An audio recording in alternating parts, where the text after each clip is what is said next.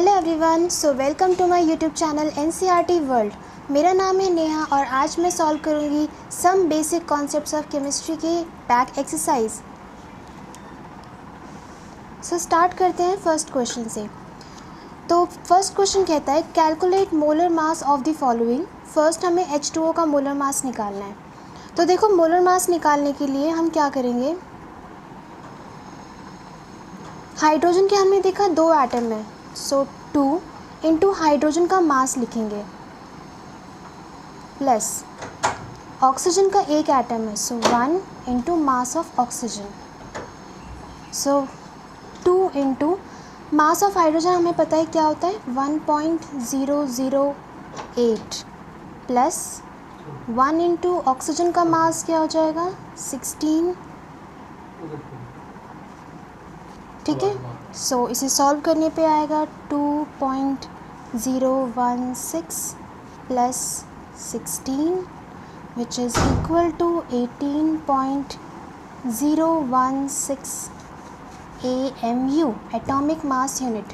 जब हमें एक एटम का मास निकालना होता है तो हम U लिखते हैं। ठीक है, सेकेंड पार्ट CO2 का मास निकालते हैं। वही सेम कार्बन का हमें पता है 1 एटम है, मास ऑफ कार्बन प्लस ऑक्सीजन के 2 एटम है, सो 2 into mass of oxygen, so 1 into carbon का मास हम लिखेंगे 12.01 प्लस 2 इंटू ऑक्सीजन का मास है 16.00, सो 12.01 plus 32 which will come out to be 44.01 AMU. So now third part CH4, again same thing, carbon के 1 atom है, so 1 into mass of carbon plus hydrogen के हमने देखिए 4 एटम है, so 4 into mass of hydrogen, so 1 into 12.01 plus 4 into hydrogen का mass 1.008, this will come out to be 12.01 plus 4.032 which is 16.043 AMU। I hope आपको molar mass निकालना अच्छे से आ गया होगा।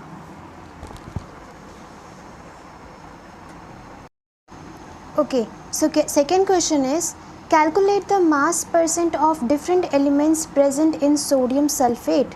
सो ये हमें कह रहा है कि सोडियम सल्फेट में जितने एलिमेंट्स हैं सबका हमें मास परसेंट निकालना है। तो मास परसेंट निकालने के लिए हम क्या करेंगे, Na2SO4 सोडियम सल्फेट, पहले हम इसका मोलर मास, पूरे कंपाउंड का पहले मोलर मास निकाल लेंगे। सो हमें पता है सोडियम के 2 एटम है, सो 2 into mass of sodium plus sulphur का 1 एटम है, so 1 into mass of sulphur plus oxygen के 4 एटम है, so 4 into mass of oxygen, so sodium का मास क्या होता है 23 प्लस सल्फ़र का मास क्या होता है 32 प्लस और ऑक्सीजन का मास 16, 46 प्लस 32 प्लस 64, टोटल मास आएगा हमारा 142 ग्राम। सो देखा आपने, हमने पहले कंपाउंड का मोलर मास निकाला, अब हम इसके हर एक एलिमेंट का मास परसेंट निकालेंगे। सो परसेंटेज ऑफ सोडियम निकालने के लिए हम क्या करेंगे, अब देखो कंपाउंड में सोडियम का मास कितना है 46, सो 46 डिवाइड बाय टोटल कंपाउंड का मास क्या है 142 इंटू 100 से सिंप्लीफाई करेंगे, सो 23/71 इंटू 100 और इसको सॉल्व करने पे आएगा हमारा 32.3%। ये हमारा आया है कंपाउंड में सोडियम का कितना मास परसेंट है, तो ये है 32.3%। अब हम सल्फ़र का निकालेंगे।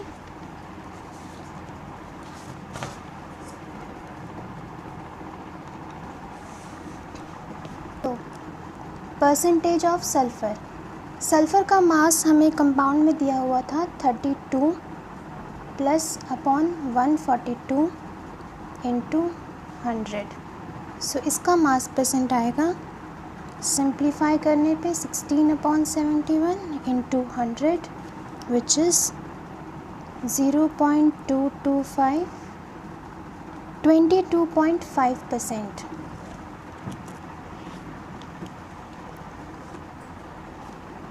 परसेंटेज ऑफ ऑक्सीजन, ऑक्सीजन का कंपाउंड में कितना मास था? 64 था।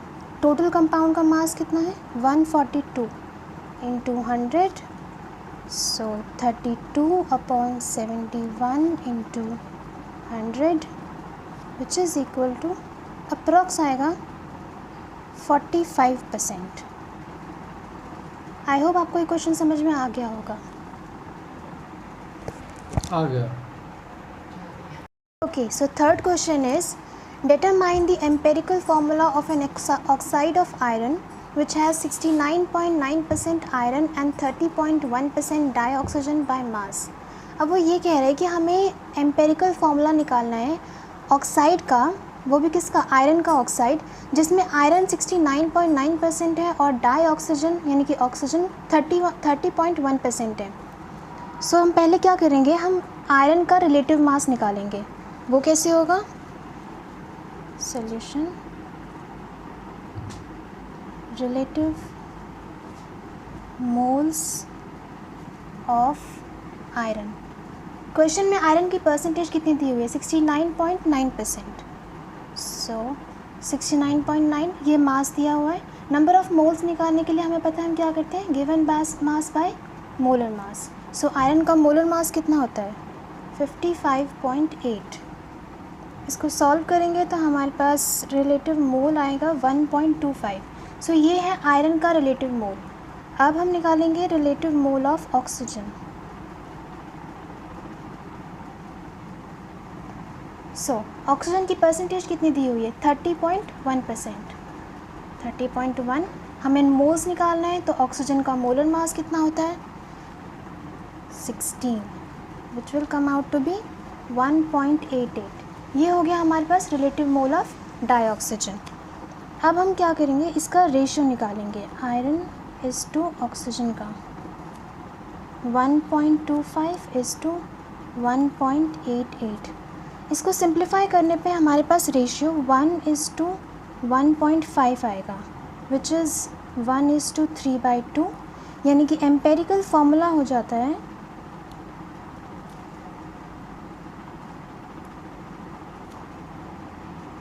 आयरन की 2 एटम और ऑक्सीजन का 3 एटम, Fe2O3। आई होप आपको ये क्वेश्चन समझ में आ गया होगा।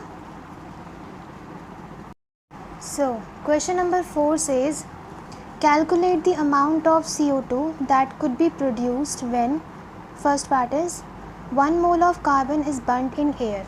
तो ये कह रहा है कि हमें जब 1 मोल कार्बन को बर्न किया एयर में तो CO2 का कितना अमाउंट प्रोड्यूस हुआ। ठीक है, तो हम पहले क्या करेंगे, इसकी इक्वेशन लिखेंगे। जब कार्बन एयर में बर्न होता है C+O2 गिव्स CO2। ठीक है, ये इक्वेशन है।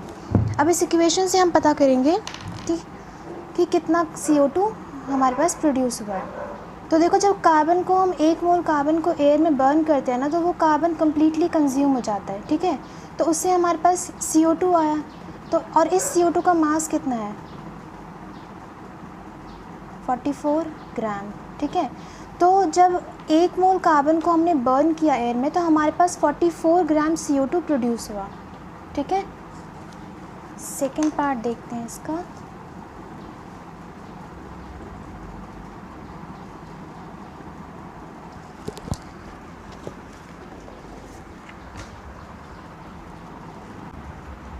ओके, सो सेकेंड पार्ट ये कह रहा है कि जब 1 मोल कार्बन को हमने 16 ग्राम ऑफ डाईऑक्सीजन में बर्न किया तब कितना CO2 प्रोड्यूस होगा।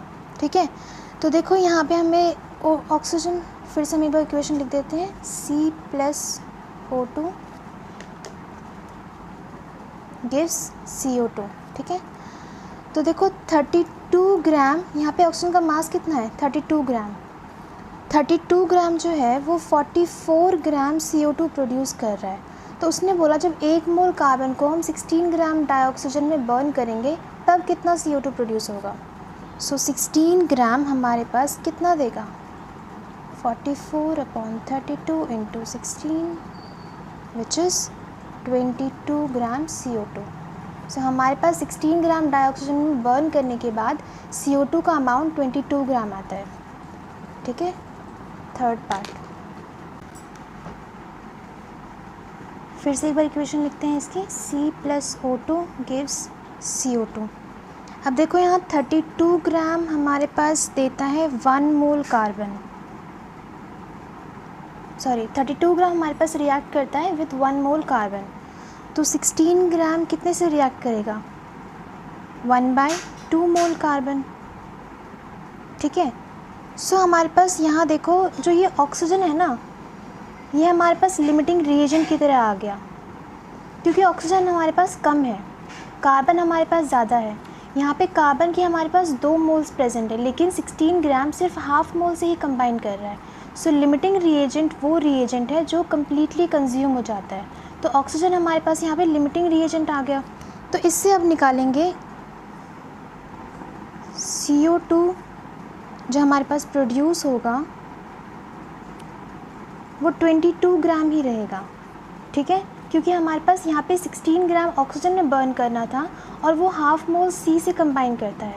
ठीक है, तो CO2 हमारे पास 22 ग्राम ही रहेगा। Okay, so question number 5, calculate the mass of sodium acetate required to make 500 ml of 0.375 molar aqueous solution. और हमें मास दिया हुआ है सोडियम एसिटेट का 82.0245 ग्राम पर मोल। तो देखो क्वेश्चन क्या कह रहा है कि हमारे पास इन्होंने मोलारिटी दी है, सॉरी मोलारिटी दी है 0.375 मोलर, वॉल्यूम दिया हुआ है 500 ml। ठीक है, और हमें मास निकालना है कि हमें सोडियम एसिटेट का कितना मास चाहिए कि इतना मोलर हमारे पास 0.375 मोलर हमारे पास सोल्यूशन बन जाए। ठीक है, तो सोल्यूशन मोलारिटी का फॉर्मूला क्या होता है, number of moles upon volume in ml into 1000। ठीक है, सो इसको और हम एक्सपैंडेड फॉर्म में लिख देंगे तो नंबर ऑफ मोल्स को क्या लिखेंगे, given mass upon molar mass into 1 volume इन ml इंटू 1000। ठीक है, बस कुछ नहीं, अब हम यहाँ पे वैल्यू सब्स्टिट्यूट कर देंगे। मोलारिटी दी हुई है 0.375 मोलर, मास में दिया हुआ है, so molarity is molar mass into 1 volume into 1000। 0.375 given mass निकालना है हमें, मोलर मास 82.02 इंटू वॉल्यूम हमारे पास 500 ml है इंटू 1000। सो इसे हम सॉल्व करेंगे तो हमारे पास मास आ जाता है 0.375 इंटू 82.02 डिवाइड में 2, और इसे सॉल्व करके हमारे पास आएगा 15.38 ग्राम। सो ये हमारा मोलर मास है किसका, सोडियम एसिटेट का, which is required to make 0.375 molar aqueous solution. So, question number 6, calculate the concentration of nitric acid in moles per liter in a sample which has a density 1.41 gram per ml and the mass percent of nitric acid in it being 69%। तो देखो ये question ये कह रहा है कि हमारे पास एक सैम्पल है जिसकी डेंसिटी दी हुई है 1.41 ग्राम पर ml और उसमें नाइट्रिक एसिड का मास परसेंट है 69%। ठीक है, तो उसमें हमें नाइट्रिक एसिड का कंसंट्रेशन निकालना है इन मोल्स पर लीटर, यानी कि हमें नाइट्रिक एसिड की मोलारिटी निकालनी है। ठीक है, सो करते हैं इसे सॉल्व। तो देखो हमारे पास ऐसे क्वेश्चन के लिए ना एक फॉर्मूला होता है which is molarity is equals to density जो हमें दी हुई है into mass percent into 10 divide by में मोलर मास। तो आपको ज़्यादा लंबा सॉल्व करने की ज़रूरत नहीं पड़ेगी, आप तुरंत इसका आंसर निकाल सकते हैं। डेंसिटी कितनी दी हुई है 1.41, मास परसेंट 69 और इंटू 10 मोलर मास। किसका मोलर मास? नाइट्रिक एसिड का molar mass which is HNO3। हमारे पास ये नाइट्रिक एसिड है, इसका मोलर मास आएगा 1 + 14 + 16 into 3, so this comes out to be 63। ठीक है, सो डिवाइड बाय में 63। अब इसको हम सॉल्व करेंगे तो हमारे पास आएगा 9499 डिवाइड बाय 63,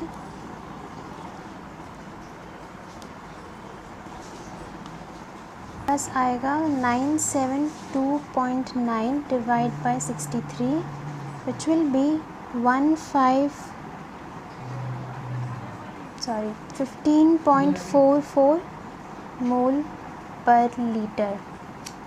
इसको सॉल्व करने में थोड़ी दिक्कत हो गई पर कोई बात नहीं। सो हमारे पास जो कंसंट्रेशन है वो आएगी 15.44 मोल पर लीटर, इसी को कंसंट्रेशन बोलते हैं। ठीक है, मोलारिटी। होप आपको समझ आ गया होगा। Okay, so question number 7, how much copper can be obtained from 100 gram of copper sulphate. तो देखो ये बहुत सिंपल है, इसने पूछा है 100 ग्राम कॉपर सल्फेट में कितना कॉपर हम ऑब्टेन कर सकते हैं। तो पहले हम कॉपर सल्फेट का मास निकाल लेते हैं, CuSO4। कॉपर का मास 63.5 प्लस सल्फ़र का मास 32 प्लस 4 इंटू 16 ऑक्सीजन का मास विच इज़ 63.5 प्लस इसको करेंगे तो हम 96 159.5 ग्राम। ठीक है, अब देखो 159.5 ग्राम में कितना कॉपर है 63.5 ग्राम। ठीक है, तो इसने पूछा है 100 ग्राम कॉपर से हम कितना ऑब्टेन कर सकते हैं। सो 100 ग्राम ऑफ कॉपर से हम ऑब्टेन कर सकते हैं 63.5 159.5 into 100 which will come out to be 39.81 ग्राम।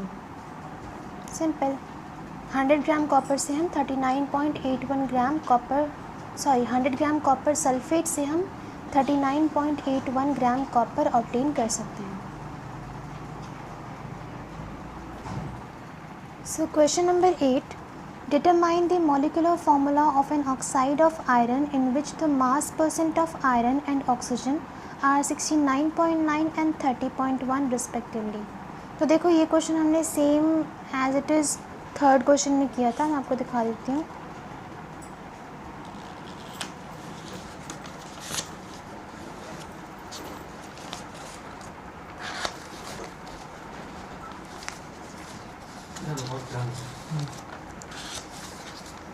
ये देखो यहाँ पे हमने सेम क्वेश्चन है, बस फ़र्क ये है कि यहाँ पे हमने एम्पेरिकल फार्मूला निकाला था और इस क्वेश्चन में हमें मॉलिक्यूलर फार्मूला पूछा है। ठीक है, तो देखो मॉलिक्यूलर फार्मूला निकालने के लिए क्या करेंगे, एम्पेरिकल फार्मूला आपने उस क्वेश्चन में देख लिया था हमने कैसे निकाला था, एक बार फिर से दिखा देती हूँ मैं। देखो पहले नंबर ऑफ़ मोल्स निकाल लिए आयरन के 1.25 आया था, फिर नंबर ऑफ़ मोल्स निकाला ऑक्सीजन का 30.1 आया। ठीक है, फिर इसका रेशियो निकाला हमने तो 1:3/2। सो ये आ गया हमारे पास एम्पेरिकल फार्मूला। अब तो देखो हमारे पास एम्पेरिकल फार्मूला आया था वहाँ पे,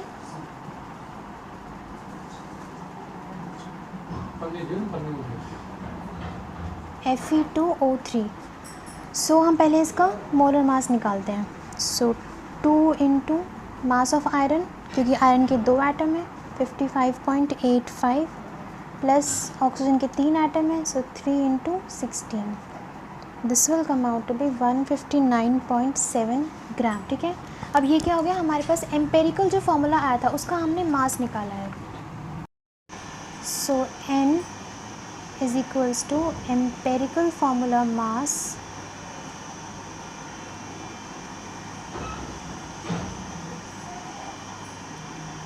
upon molar mass of Fe2O3। इसका मोलर मास भी सेम आएगा, Fe2O3 159.7 ग्राम। सो हमारे पास n की वैल्यू आ जाती है 159.7 अपॉन 159.71। सो मॉलिक्यूलर फार्मूला हमारे पास आ जाएगा n into empirical formula. n निकाल लिया हमने, यहाँ से 1 आया। सो 1 इंटू एम्पेरिकल फार्मूला कितना है, Fe2O3, यानी कि हमारे पास मॉलिक्यूलर फार्मूला भी सेम है, Fe2O3। ये है हमारे पास मॉलिक्यूलर फार्मूला। ठीक है, देखो एम्पेरिकल फार्मूला निकालना हमने थर्ड क्वेश्चन में देख लिया था आपने, वहाँ से आप देख सकते हैं। फिर हमने इस क्वेश्चन में मॉलिक्यूलर फार्मूला निकाला है। पहले एम्पेरिकल फार्मूला का मास निकाला है, और जो Fe2O3 का मोलर मास होता है वो भी 159.7 ग्राम ही है। तो यहाँ से हमारे पास n की वैल्यू 1 आई, क्योंकि दोनों सेम वैल्यू है। फिर मॉलिक्यूलर फार्मूला निकालने का ये फार्मूला होता है n into empirical formula. Empirical formula हमारे पास ये था, n की वैल्यू 1 है। सो मॉलिक्यूलर फार्मूला भी आ गया हमारे पास Fe2O3। Okay, so question number 9, calculate the average atomic mass of chlorine using the following data. हमारे पास देखो डेटा दिया हुआ है, ये आइसोटोप्स हैं क्लोरीन के, 35 मोलर मास है, ठीक है, क्लोरीन का, और 37 इसका अबंडेंस है 75.7, मोलर मास है 34.96, अप्रॉक्स 35 ही हो जाएगा। और इसका 37 का है 24.23 नेचुरल अबंडेंस, और मोलर मास है 36.9659। अब हमें इस डेटा को यूज़ करके क्लोरीन का एवरेज एटॉमिक मास निकालना है। तो देखो एवरेज एटॉमिक मास का फॉर्मूला होता है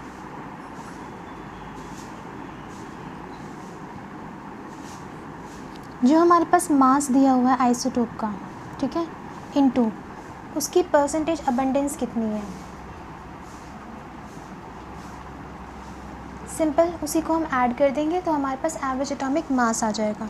तो क्लोरीन का निकालते हैं, पहले 35 इस आइसोटोप का निकालेंगे।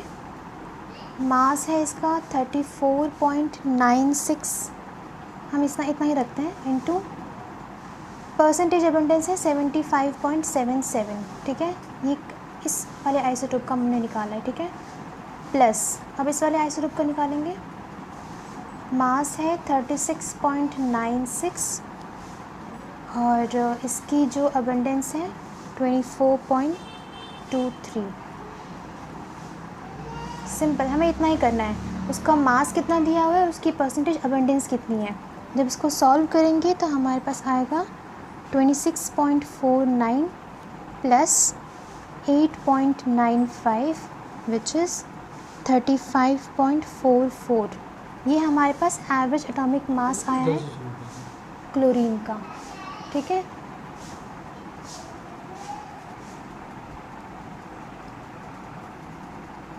ओके, सो नेक्स्ट क्वेश्चन है हमारे पास, इन 3 moles of ethane calculate the following, ठीक है।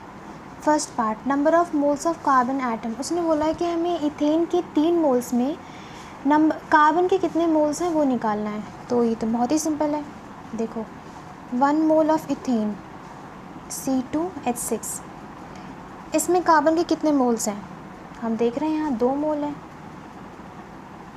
ठीक है। तो 3 मोल्स में कितने होंगे, तो सिंपल है 2 इंटू 3, 6 मोल कार्बन, ठीक है।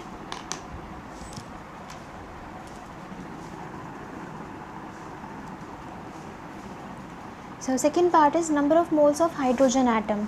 ये भी सिंपल है, 1 मोल C2H6 यानी कि इथेन में कितने मोल हाइड्रोजन है, 6 मोल। तो 3 मोल्स में कितने हो जाएंगे, 6 इंटू 3, 18 मोल हाइड्रोजन, ठीक है।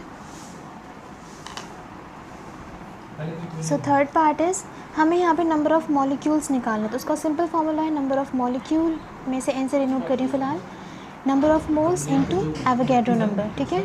नंबर ऑफ़ मोल्स हमें क्वेश्चन में ही दिया हुआ है, 3 मोल्स हैं, इनटू एवोगैड्रो नंबर है 6.023 into 10 to the power 23 which is 18.069 into 10 to the power 23, ये क्या आ गया हमारे पास, मॉलिक्यूल्स।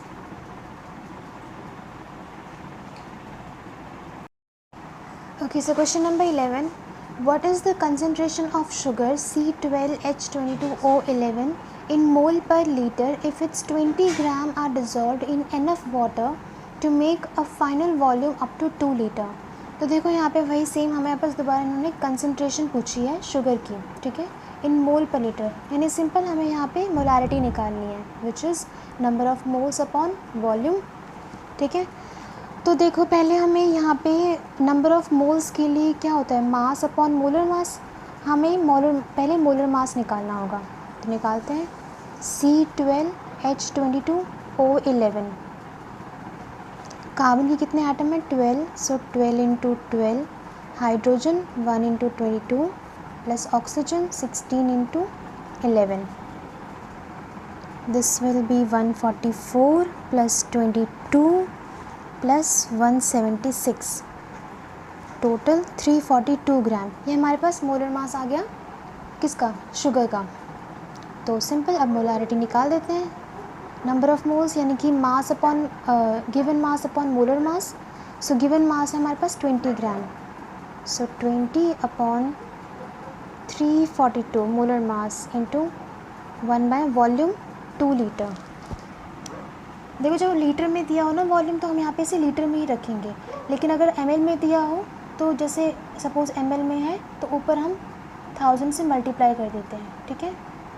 पर यहाँ पे हमें इन्होंने लीटर में दिया है, सो यहाँ हम सिंपल 1000 से मल्टीप्लाई नहीं करेंगे।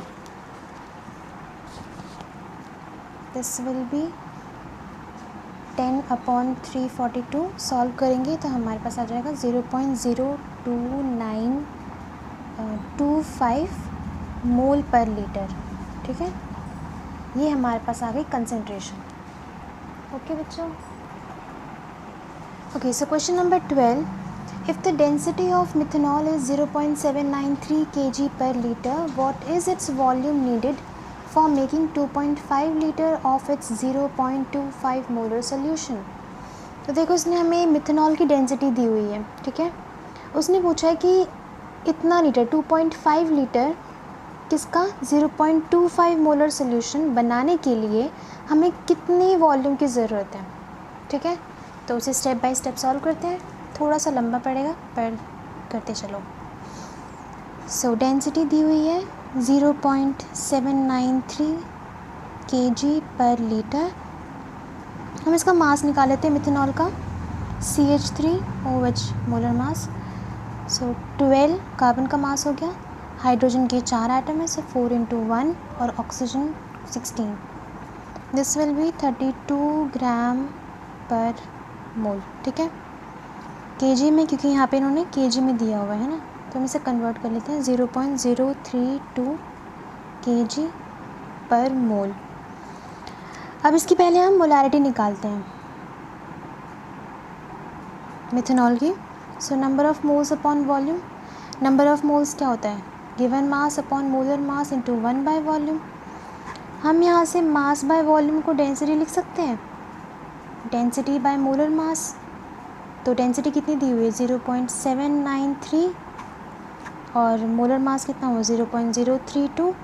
इसे सॉल्व करेंगे तो पहले पॉइंट हटा देते हैं, 32 ये आ जाएगा, फिर इसको सॉल्व करेंगे तो 24.78 मोलर, ठीक है। अब हमें वॉल्यूम चाहिए, हमारे पास मिथेनॉल की मोलारिटी आ गई और हमें दूसरे सोल्यूशन का भी वॉल्यूम और मोलारिटी दी हुई है, ठीक है। तो हमारे पास एक फार्मूला है M1V1 is equals to M2V2। M1 24.78 फिर इंटू वॉल्यूम हमें निकालनी है इसकी। दूसरे सोल्यूशन की हमारे पास मोलारिटी दी हुई है 0.25 इंटू वॉल्यूम है 2.5 लीटर। सो यहाँ से हमारे पास वॉल्यूम आ जाएगी 0.25 इंटू 2.5 अपॉन 24.78। इसे सॉल्व करेंगे देखो तो हमारे पास आएगी 0.02522 लीटर। इसे ml में कर लेते हैं। 25.22 ml। एक बार फिर से एक्सप्लेन कर देती हूँ। हमारे पास दिया हुआ था मिथेनॉल की डेंसिटी, ठीक है, और एक दूसरे सोल्यूशन की हमें वॉल्यूम दिया हुआ था और मोलैरिटी दी हुई थी। हमें पूछी थी कि मिथेनॉल की कितना वॉल्यूम चाहिए इतना लीटर और इतना ऑफ 0.25 मोलर सोल्यूशन बनाने के लिए, ठीक है। तो हमने क्या किया, डेंसिटी दी हुई थी, पहले हमने इसका मोलर मास निकाला विच इज़ 0.032 kg पर मोल आया। वहाँ से हमने फिर मोलैरिटी निकाला, number of moles upon volume which is number of moles को हमने लिखा given mass upon molar mass into 1 by volume.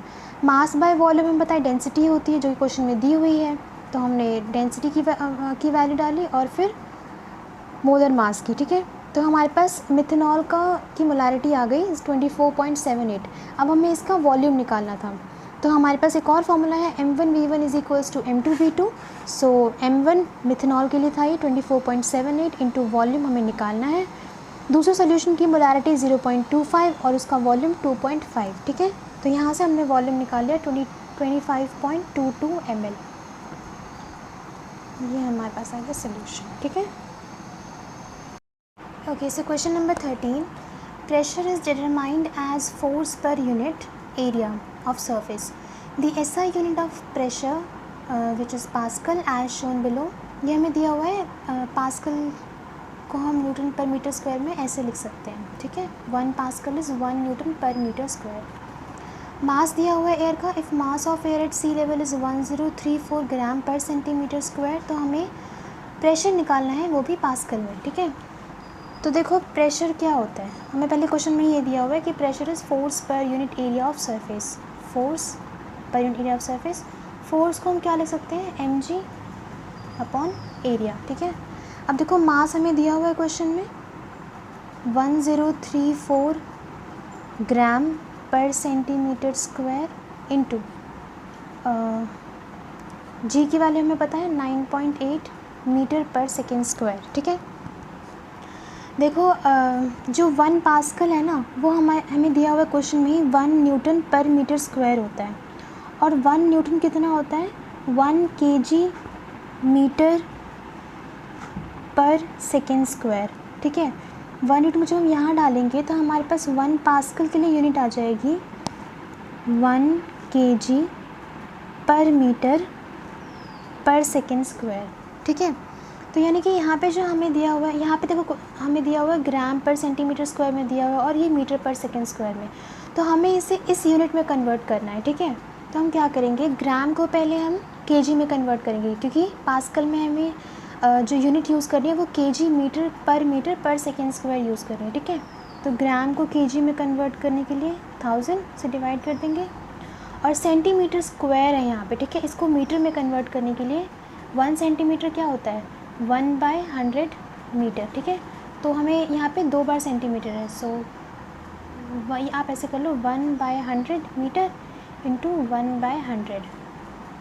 तो जब आप इन दोनों को मल्टीप्लाई करोगे तो ये हमारी वैल्यू आएगी 1.01332 इंटू, जब इसको सॉल्व करेंगे तो भी हमारे पास 10⁵ kg पर मीटर पर सेकेंड स्क्वायर आएगी वैल्यू, ठीक है। यहाँ पे आप मल्टीप्लाई करके और फिर ज़ीरो को आप देखना कैलकुलेट करके आपके पास यही वैल्यू आएगी, ठीक है। बेसिकली हमने यहाँ पे, हमें पास्कल ने बोला था उसने कि हमें वैल्यू चाहिए। पास्कल 1 कितना होता है, हमने पहले इसको इसमें कन्वर्ट कर लिया केजी पर मीटर पर सेकेंड स्क्वायर में, यानी मैं इसको ऐसे लिख सकती हूँ 1.01332 इंटू 10⁵ पास्कल, क्योंकि 1 पास्कल के लिए क्या यूनिट है, 1 kg पर मीटर पर सेकेंड स्क्वायर। देखो अगर कोई भी पर्टिकुलर क्वेश्चन आपको समझ में ना आए या आपको फिर से डाउट हो तो आप कमेंट सेक्शन में बता देना, ठीक है। Okay, so question is what is the SI unit of mass, how is it defined. तो देखो एसआई यूनिट जो होती है ना, ये इंटरनेशनल सिस्टम ऑफ यूनिट्स होती है, और एनसीईआरटी में आपको एक टेबल दी हुई है जहाँ पे एसआई यूनिट में 7 बेस क्वांटिटीज़ होती है, वो और उसकी डेफिनेशन और साथ में उनकी जो यूनिट्स हैं वो आपको दी हुई है, आप वहाँ से देख सकते हो। फिलहाल इन्होंने मास की पूछी तो मैं बता देती हूँ, मास की केजी होती है, बाकी और भी यूनिट्स हैं एसआई सिस्टम में, तो वो आप टेबल में से देख सकते हो, ठीक है। So next question is match the following prefixes with the multiples. देखो एनसीईआरटी में क्वेश्चन में आपको मैच करने के लिए बोला गया है, लेकिन मैं यहाँ पे आपको सिंपल इनके सामने ये प्रीफिक्सेस हैं और इनके सामने मैं आपको यहाँ पे मल्टीपल्स इनके क्या होते हैं वो लिख के बता देती हूँ। सो माइक्रो के लिए होता है 10 टू द पावर -6, ये आपको याद करनी है वैल्यूज़। डेका के लिए होता है 10, मेगा के लिए होता है 10 टू द पावर 6, गीगा के लिए होता है 10 टू द पावर 9 और फेमटो के लिए होता है 10 टू द पावर -15। एनसीईआरटी में आपको ये मैच करने के लिए दिया हुआ है, मैंने आपको यहाँ पे सीधा सिंपल इनके सामने लिख के बता दिया है। Okay, so next question is what do you mean by significant figures. देखो जो कोई भी मेजरमेंट होती है ना, उन सभी मेजरमेंट में कुछ अमाउंट ऑफ अनसर्टेनिटी होती है। आप कोई किसी भी चीज़ का मेजरमेंट ले लो, थोड़ी बहुत अनसर्टेनिटी होगी, ठीक है। तो वही जो अनसर्टेनिटी होती है उसे हम इंडिकेट करते हैं बाय मेंशनिंग सिग्निफिकेंट फिगर्स। जैसे मान लो किसी चीज़ को आपने मेजर किया है और उसका सपोज़ किसी लिक्विड को मेजर किया, उसका वॉल्यूम आया हमारे पास 14.3 ml, ठीक है। तो यहाँ पे जो ये 14 है ये एक फिक्स्ड, ये सर्टेन है कि 14 ml तो है ही, ठीक है। लेकिन जो ये 3 है ना, ये अनसर्टेन चीज़ है। सो इसी अनसर्टेनिटी को हम सिग्निफिकेंट फिगर से बताते हैं, ठीक है। जैसे यहाँ पे फिर अगर हमें सिग्निफिकेंट फिगर्स निकालने होंगे तो यहाँ पे ये सारे नॉन ज़ीरो डिजिट्स हैं। सो 1 2 3 यहाँ पे 3 सिग्निफिकेंट फिगर्स हैं, ठीक है। तो किसी भी मेजरमेंट की अनसर्टेनिटी हमें कैसे पता चलती है, सिग्निफिकेंट फिगर से पता चलती है। ये आपको कुछ एनसीईआरटी में रूल्स दिए हुए हैं, वो आपको याद करने होंगे, तो उससे आपको और क्लैरिटी मिल जाएगी। Okay, so next question. A sample of drinking water was found to be severely contaminated with chloroform CHCl3, इसे chloroform बोलते हैं, supposed to be carcinogenic in nature. The level of contamination was 15 ppm by mass. First part है express this in percent by mass. देखो ये कह रहा है कि एक ड्रिंकिंग वाटर का एक सैम्पल है जिसमें जो क्लोरोफॉर्म से कंटामिनेट हो गए, ठीक है। और क्लोरोफॉर्म आपको पता है कार्सिनोजेनिक होता है। द लेवल ऑफ कंटामिनेशन जो है वो 15 ppm है। देखो ppm का क्या मतलब है, ppm means 1 part out of 1 million parts, यानी कि 1 मिलियन का एक पार्ट, दैट इज़ ppm। तो उसने फर्स्ट पार्ट बोला हमें निकालने के लिए इन परसेंट, मास कितना परसेंट है, ठीक है। तो मैं लिख देती हूँ यहाँ 1 ppm means 1 part out of 1 million parts, ठीक है। मास परसेंट निकालते हैं हम यहाँ पे 15, कितने में से, 1 मिलियन में से, which is 10 to the power 6। Percent निकालना है तो 100 से मल्टीप्लाई कर दिया। So this will be 15 into 10 to the power -4, यानी मैं इसे लिख सकती हूँ 1.5 into 10 to the power -3 percentage. ये मास परसेंट आया है, ठीक है। ये फर्स्ट पार्ट है। Second part, determine the molality of chloroform. यहाँ पे अब हमें क्या निकालना है, क्लोरोफॉर्म की मोलालिटी निकालनी है उस वाटर सैंपल में, ठीक है। तो मोलालिटी हम कैसे निकालते हैं, molality number of moles of solvent upon number of moles of solute upon mass of solvent in kg, ठीक है, मास ऑफ सॉल्वेंट।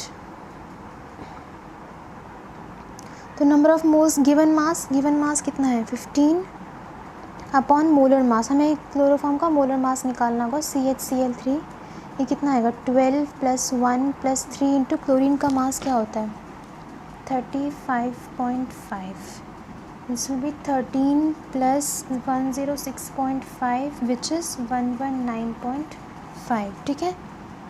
119.5 ये हो गया number of moles into mass of solvent 10 to the power 6 into 1000. So this will be 15 upon 119.5 into 10 to the power -3। अगर यहाँ ग्राम में होता है ना, हम तब 1000 से मल्टीप्लाई करते हैं, ठीक है। kg में होगा तो हम एज इट इज़ छोड़ देंगे। 1.25 इंटू 10 to the power -4, ये हमारे पास आ गई मोलालिटी, ठीक है। मैं फिर से एक्सप्लेन कर देती हूँ। इसने पूछा था, इसने 15 ppm दिया हुआ था, यानी कि 1 part out of 1 million parts mass percent हमें निकालना था, तो 15 part out of 1 million 10 to the power 6 होता है। परसेंटेज निकालना था तो 100 से हमने मल्टीप्लाई कर दिया, which is 15 into 10 to the power -4। इसको सॉल्व करेंगे तो हमारे पास ये परसेंटेज आई है। Molality, number of moles of solute upon mass of solvent, अगर ग्राम में दिया हुआ है तो ग्राम में लिख के यहाँ पे 1000 से मल्टीप्लाई कर देंगे। सो 15 अपॉन 119.5 ये मोलर मास हमने निकाला, ठीक है, into 10 to the power upon 1 upon 10 to the power 6 into 1000, और ये हमारे पास सॉल्व करके आया 1.25 into 10 to the power -4। So question number 18 is express the following in scientific notation। Scientific notation में कहने के लिए बोल रहा है, मतलब कि हमें इसे ना n into 10 to the power n की पावर में इस फॉर्म में लिखना है, यही होता है साइंटिफिक नोटेशन, ठीक है। जैसे मैं आपको यहाँ बताती हूँ 0.0048 है, ठीक है, तो मैं इस पॉइंट को अगर यहाँ 1 2 3 तीन डिजिट के बाद इसे शिफ्ट कर रही हूँ, तो ये मैं इसे कैसे लिखूँगी 4.8 इंटू 10 टू द पावर -3, ये इसी फॉर्म में आ गया, n into 10 to the power n, तो यही साइंटिफिक, तो इसी फॉर्म में उसे लिखने के लिए बोल रहा है, मतलब कि साइंटिफिक नोटेशन में। जैसे मैं सेकंड पार्ट लिख रही हूँ 1 10 100,000 लाइक 2,34,000 में, तो मैं इसे लिख सकती हूँ 2.34 इंटू 10 टू द पावर 1 2 3 4 5, क्योंकि मैं पॉइंट को यहाँ पे लेकर आई हूँ, है ना। यहाँ से देखो, सपोज़ मैं यहाँ से गई 1 2 3 4 5 डिजिट के बाद आई हूँ इधर, तो 10 टू द पावर 5। देखो जब भी हम लेफ़्ट की तरफ जाएंगे ना, तो यहाँ पे 10 की जो जो 10 की पावर में वैल्यू आएगी वो बढ़ती जाएगी, और जब हम राइट की तरफ जाते हैं तो वो वैल्यू डिक्रीज़ होती जाती है, ठीक है। जैसे यहाँ पे देखो 8008 है 8008, तो मैं इसे यहाँ पॉइंट को ले जाऊँगी 1 2 3 3 डेसिमल प्लेस बाद में जाऊँगी, तो वैल्यू बढ़ेगी। सो 8.008 इंटू 10 टू द पावर 3, इसे देखो यहाँ पे ये पॉइंट है, ये 500 ही है। सो 5 इंटू 10 टू द पावर 2, क्योंकि मैं इस पॉइंट से यहाँ से यहाँ इधर ले आई, ठीक है। अब इसमें देखो ये एज इट इज़ रहेगा, क्योंकि यहाँ पे कोई चेंज ही नहीं है। हम ना ट्राई करते हैं कि इस नंबर को ना 1 से 10 के बीच में रखें। जैसे यहाँ पे देखो 2.34 है, 4.8 है, 5 है, तो ये ऑलरेडी यहाँ पे 6 मतलब 1 से 10 की बीच में है, उसी रेंज में है, तो इसलिए हम इसे एज इट इज़ छोड़ देंगे, या फिर 10 टू द पावर 0 लिख देंगे, इसका मतलब 1 ही होता है ना। सो 6.0012। आई होप आपको समझ आ गया हो। अगर फिर भी ना आए, किसी भी क्वेश्चन में डाउट हो, तो आप मुझे कमेंट सेक्शन में बता दीजिएगा, मैं उस पर्टिकुलर क्वेश्चन की वीडियो दोबारा से बना के अपलोड कर दूँगी। और इस वीडियो में मैं यहीं तक 18th क्वेश्चन तक ही सॉल्व कर रही हूँ। इसके बाद वाले जो क्वेश्चंस हैं 19 से 36 तक मैं नेक्स्ट वीडियो में जल्दी अपलोड कर दूँगी। Okay, thank you.